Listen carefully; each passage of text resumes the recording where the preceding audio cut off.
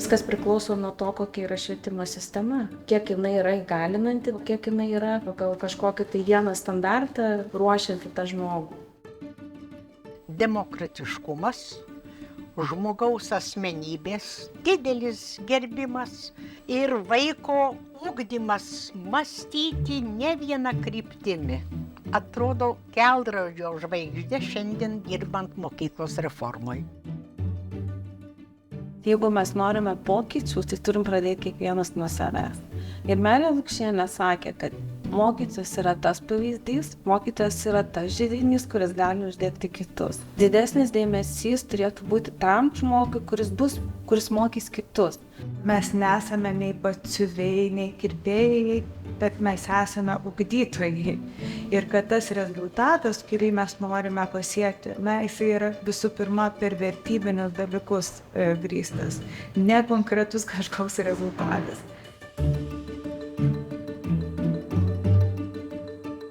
Norim ją padaryti visai ne paviršium, o iš esmės modernizuoti mūsų mokyklą, pasivyti pasaulį. Mes eisime toliau, kad ta jaunoji mūsų asmenybė, kuri auga, jinai būtų ir emociškai stabili, laiminga, tik tai laimingas žmogus, kūrybiškas žmogus ir kurs tą gražią ateitį, apie kurią svajoja Melė Lukšienė. Tai šitą dalį pradės geografijos mokytojas, kuris yra gavęs metų mokytojo apdovanojimą, Mantas Kranauskas, ir turbūt pratęs šiek tiek mintį apie tą kultūrą. Tai prašau, Mantai.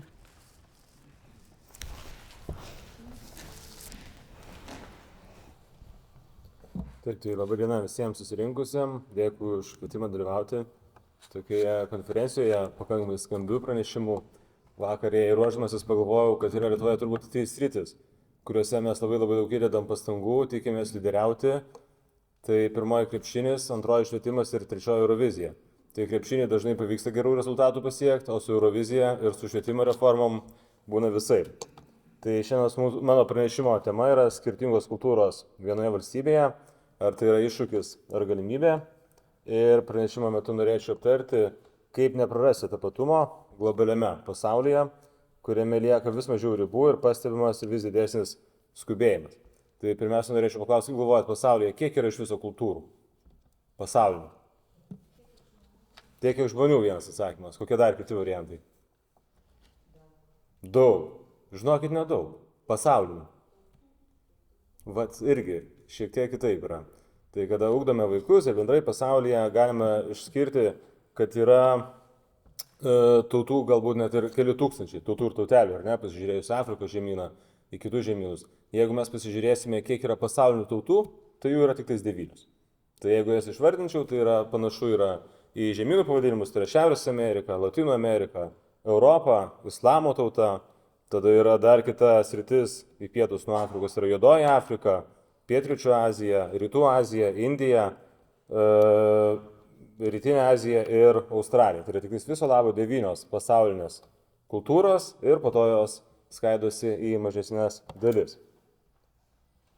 Tai norėčiau pradėti nuo to, kad mes turbūt niekada pasaulyje neturėjome tokio greito gyvenimo tempo. Tai per keletą dienų galime nuskristi į bet kurį mūsų planetos tašką, bent jau Europos tikrai. Ragaujame dažnai svetimšalį maistą, naudojamės prekėmis, kurios yra pagamintos už 1000 kilometrų. Ir visoje mūsų planetoje akimirksniu plinta ne tik puikios naujienos, geri dalykai, bet ir negandos. Tai nesenai buvom visi priversti sulėtinti savo gyvenimo tempą dėl trumpam įvykusios COVID pandemijos. Ir šiame globaliame pasaulyje neįmanoma nepastebėti ir kultūrinių mainų. Tai ne tik suteikia galimybių, bet ir sukelia iššūkius, apie kuriuos taipogi pakalbėsim. Tai pirmiausia, norėčiau apžvelgti kultūros sąvoką, kas yra tai per dalykas kultūra. Tai kultūra daugeliu valstybių yra arba bent jau turėtų būti prioritetinė sritimi. Lietuvoje yra netgi atskira kultūros ministerija. Tai atrodo, kad šis sritis turėtų būti mūsų šaliai ir gyventojams ypatingai svarbi. Kultūra yra labai įvairi ir giluminė sąvoka, apimanti žmonių įpročius, įsitikinimus, vertybės, meno išraiškas, socialinius santykius, kalbą, mokymasi, technologijas, gamtą ir visą tai, kas formuoja žmonių gyvenimo būdą ir bendravimo modelius visuomenėje. Kultūra taip pat atspindi žmonių grupės ar bendruomenės gyvenimo būdą, pasaulėžiūrą ir identitetą, bei tai, kaip šie veiksniai yra perduodami iš kartos į kartą. Tai kultūra apima daugelis sričių. Turbūt tokias pagrindinės išskyriau, kurias ir norėčiau paminėti. Tai pirmiausia, kalba. Tai yra svarbus kultūros komunikacijos ir bendravimo būdas, per kurią perduodamos mintis, vertybės ir žinios. Dar vienas sritis tai yra menas, kūrybinis ir kultūrinis išraiškos būdas, įskaitant literatūrą, muziką, teatrą, tapybą, skulptūrą ar net kitas meno formas. Religija ir tikėjimas turbūt irgi yra neatskiriami dalykai nuo kultūros. Tai gali turėti didelį įtaką kultūros vertybėms, šventėms, papročiams ir socialiniam gyvenimui. Tradicijos ir papročiai, skirtingos tradicijos, šventės, šeimos ritualai ir kasdieniai papročiai taip pat sudaro kultūros dalį.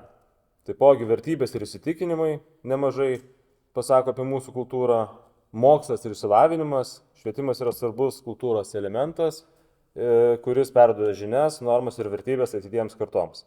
Na ir dar viena iš tokių kultūros sričių, kurią galime paminėti, tai yra aplinka ir gamta. Ir tai, kaip žmonės bendrauja su aplinka ir gamta, taip pat gali atspindėti jų pačių kultūros bruožų.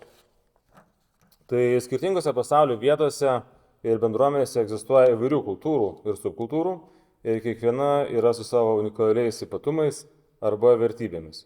Ir kultūra turi didelį įtaką žmonių elgesiui, požiūriui į gyvenimą, į santykį su kitais bei pasauliu. Norėčiau parodyti keletą valstybių ir pagalvokit, kaip galvojate, koks vienas bendras bruožas visas jas vienyje. Krikščionybė, taip, kas dar? Europos valstybės, taip jau čia labiau gal sutapimas, kad yra visos prie vandens, ar net yra jūrinės valstybės. Ir kitas bruožas, kuris visas šias valstybės paminėtas vienyje, tai šios valstybės yra vienatautės, laikomos vienatautėmis. Tai jose gyvena dažniausiai, taip pagal bendrą statistiką žiūrint, daugiau negu 90% vienos tautybės atstovų. Tikėtina, kad ir kultūrinių mainų tose šalise yra netiek jau ir daug. Paminėsiu dar kelias valstybės, kurios yra priešingos šioms šalims. Jungtinės Amerikos valstijos, kurias kartais galime pavadinti taip gerai prasme tautų mišrainė. Kanada, Belgija, Šveicarija. Tai netgi kalbos šiose valstybėse yra visiškai skirtingos, ar ne? Tai Jungtinės Amerikos valstijose mes galime turbūt visas pasaulio kalbas išgirsti, ar ne? Kanadoje yra 2 valstybinės kalbos, tai yra prancūzų ir anglų. Belgijoje yra 3 kalbos, tai yra vokiečių, olandų ir prancūzų, taip, Šveicarijoje italų, vokiečių, prancūzų ir retoromanų. Tai tos valstybės tikrai yra daugiatautės, bet taipogi galime pasižiūrėti, kad jos yra labai labai sėkmingos, išsivystę ir pasaulyje turbūt galima jas lygiuotis. Valstybės, kuriams būdinga didelė tautų įvairovė, neretai susiduria su iššūkiais ir keletą jų norėčiau paminėti. Tai pirmasis yra etinės įtampos ir konfliktai. Skirtingų etninių grupių tarpusavio konkurencija dėl išteklių, politinės įtakos ar teritorijos gali sukelti įtampą ir net konfliktus. Tai turbūt vieną pavyzdį dabar mes dažnai matome, girdime, kuris yra Izraelyje, labai mus liūdina ir dėl tų visų įtampos tos atsiranda greičiausiai turbūt dėl kultūrinių skirtumų. Tada kartais atsiranda įtampų dėl kalbos. Tai skirtingos etninės grupės gali reikalauti daugiau pripažinimo ir teisių savo kalbai, kultūrai ir religijai, kas gali sukelti įtampą su valstybės institucijomis. Ir tai yra puikus pavyzdys Vilniaus mieste, kada buvo Vilniaus miesto savivaldybės siekis riboti rusakalbių mokyklų veiklą. Tai nesimsiu vertinti, ar buvo tinkamas ar netinkamas žingsnis, tačiau akivaizdu, kad tai sukelia tautinių mažumų nepasitenkinimą. Politika, dar viena sritis, tai kiekviena etninė grupė gali siekti didesnio politinio atstovavimo ir įtakos, kas gali sukelti įtampą politinėje arenoje valstybės. Papročių nykimas. Kultūrų mainai gali lemti tradicinių papročių nykimą, nes jie gali būti užgožti globalių kultūrinių tendencijų. Tai be tų visų iššūkių, žinoma, yra ir galimybių. Tai paminėjau tokias 3 turbūt. Galimybės, galbūt galima būtų jų surasti, sugalvoti, išmąstyti ir daugiau. Tai būtų pirmoji - kultūriniai mainai. Tai skirtingų kultūrų sąveika leidžia žmonėms mokytis vieni iš kitų, dalintis idėjomis ir praktikomis, kurti naujus stilius ir formuoti kultūrinį paveldą, bei skatina keliavimą ir naujų dalykų pažinimą. Tolerancija. Dar vienas svarbus dalykas. Tai gyventojai bendraudami su skirtingų kultūrų žmonėmis tampa labiau tolerantiški, geba priimti kitokius žmonės. Na ir kalbų mokymasis, tai valstybėse, kurios yra nedidelės, bet turi didelę tautinę įvairovę, gyventojai moka daug užsienio kalbų ir pateiksiu pavyzdį Prancūzijos, kurioje keletą kartų teko lankytis ir norint susikalbėti angliškai, tai yra pakankamai sunku padaryti. Didelė valstybė ir dauguma mano, kad turėtų visi lygiuotis juos ir mokėti prancūzų kalbą. Tai galima daryti išvadą, kad kultūrų įvairovė gali sukelti iššūkių, bet ir suteikia daug galimybių bei skatina globalų. O šiandien vykstančios konferencijos tema - švietimo reformų kryžkelės ir labirintai. Tai vieną iš labirintų matote prieš savo akis. Ir kartais susidaro įspūdis, kad mūsų valstybės švietimo sistema yra patekusi į labirintą, o norėdami iš jo ištrūkti, žvalgomės į kitų valstybių patirtis, nagrinėjame jų kultūros ypatumus, bandome lygiuotis į geriausius ar tiesiog ieškome kažkokių tai sėkmės istorijų. Ir paminėsiu keletą pavyzdžių. Tai vienas iš jų yra pabuvoję, pavyzdžiui, Suomijos arba Švedijos mokyklose. Mes neretai pamatome, kad tose mokyklose mokiniai daug laiko praleidžia mokydamasi lauke. Bandome tą taipogi panaudoti Lietuvos švietimo įstaigose, statome lauko klases, einame mokytis į edukacinės erdvės ar tiesiog vedame geografijos pamokas prie upės. Sužinoję, kad japonų vaikai po pamokų patys tvarko klases, taipogi skatiname vaikus daryti tą patį. Dar vienas iš japonų bruožų, žinau, kad vaikai šiek tiek gali pamiegoti pamokų metu, tai kol kas to specialiai nepradėjom daryti, bet kartais tai nutinka savaime, kada dėl didelio krūvio vaikai trumpam snūsteli. Susipažinę su žydų švietimo sistema, stengiamės savo mokinius dažniau pagirti, skatiname juos pamokų metu būti aktyvesniais, skiriame didesnį dėmesį gabių vaikų ugdymą. Na ir visiškai nesenai nuskambėjo Lietuvoje idėja, vakar jie taipogi rodė per panoramą, kad Lenkijoje yra siekis pradinių klasių vaikams visiškai neteikti namų darbų. Tai girdisi tokie patys svarstymai, ar nereikėtų Lietuvoje įgyveninti to pačio. Tai apibendrinamas norėčiau pasakyti, kad Romos per dieną nepastatė, valstybės kultūros formavosi daugybę amžių, tad akivaizdu, kad tai puikiai tinka užsienyje, tas, kas puikiai tinka užsienyje, gali visiškai neprigyti pas mus. O šiame globalėjančiame pasaulyje labai svarbu yra nepamiršti savojo identiteto. Tai tiek būtų.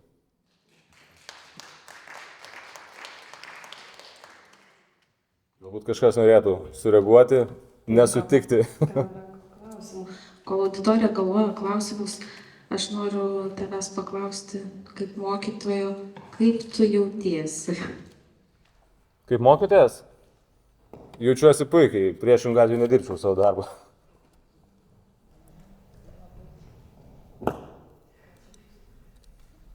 Labai džiaugiuosi dėl to, o gal tu gali vardinti 3 dalykus, dėl kurių tu puikiai jautiesi?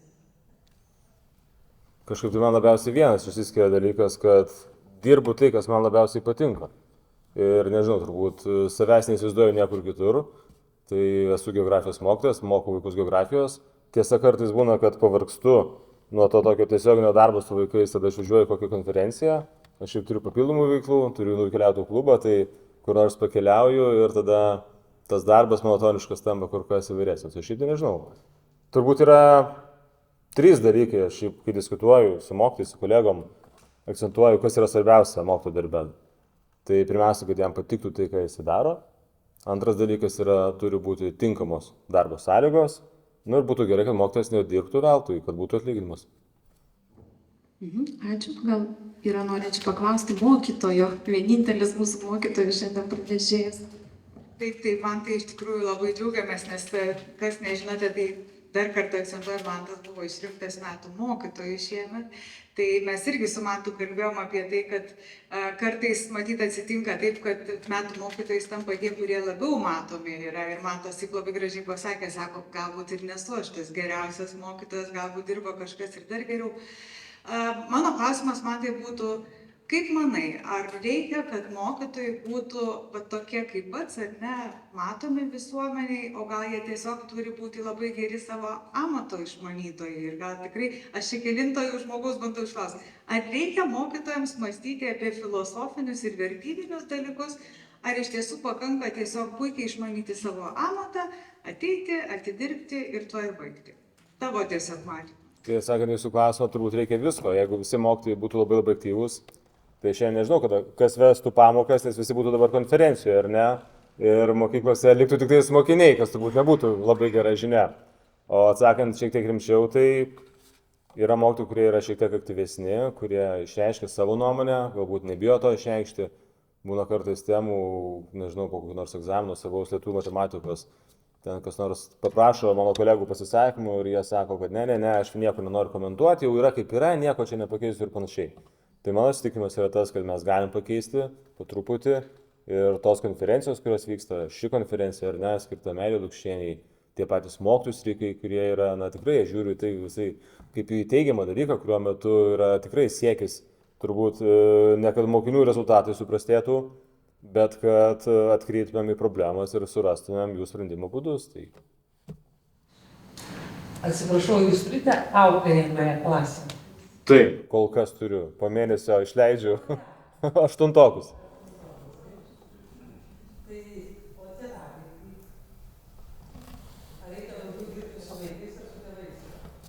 Aš gal pateiksiu tokį vieną pavyzdį.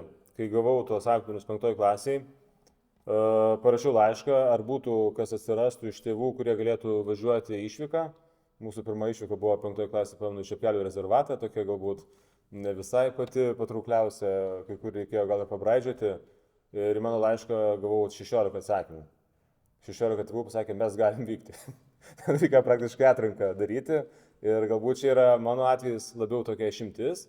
Bet ta išimtis turbūt neatsirado be pastangų ir dabar birželio 1-5 dienom važiuojam į Lenkiją ir nebuvo nei vienos išvykos, į kurią važiuočiau vien tik su mokiniais.